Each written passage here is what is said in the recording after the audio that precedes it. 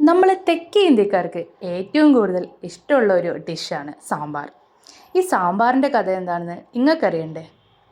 മറാഠ രാജാവായ ഛത്രപതി ശിവജിയുടെ മകൻ സാംബാജി മഹാരാജ് തഞ്ചാവൂർ ഭരിച്ചിരുന്ന കാലം. നല്ല ഭക്ഷണം പാചകം ചെയ്യുവാനും ആസ്വദിച്ച് ഭക്ഷണം കഴിക്കുവാനും ഇഷ്ടപ്പെടുന്ന ഒരാളായിരുന്നു സാംബാജി മഹാരാജ്. ഒരിക്കൽ അദ്ദേഹത്തിൻ്റെ ഇഷ്ട ഭക്ഷണമായിട്ടുള്ള ആംട്ടി തയ്യാറാക്കുന്നതിനു വേണ്ടി അദ്ദേഹം കലവറയിൽ കയറി. പക്ഷേ ആംട്ടിക്ക് ആവശ്യമായിട്ടുള്ള പുനർപ്പുളി അഥവാ കോക്കം തീർന്നിരുന്നു. അതിന് പകരമായി പരിപ്പും വാളംപുളിയും ചേർത്ത് ഒരു പുതിയ വിഭവം അദ്ദേഹം തയ്യാറാക്കി. അത് അദ്ദേഹത്തിന് ഒരുപാട് ഇഷ്ടമായി.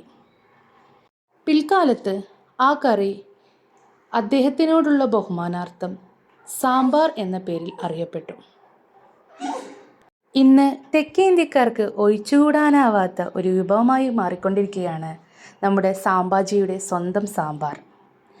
ഓരോ രീതിയിലാണ് നമ്മൾ സാമ്പാർ ഉണ്ടാക്കുന്നത്. ഇന്ന് സാമ്പാറിൻ്റെ 50-ൽ കൂടുതൽ വെറൈറ്റികളുണ്ട് നമ്മുടെ നാട്ടിൽ.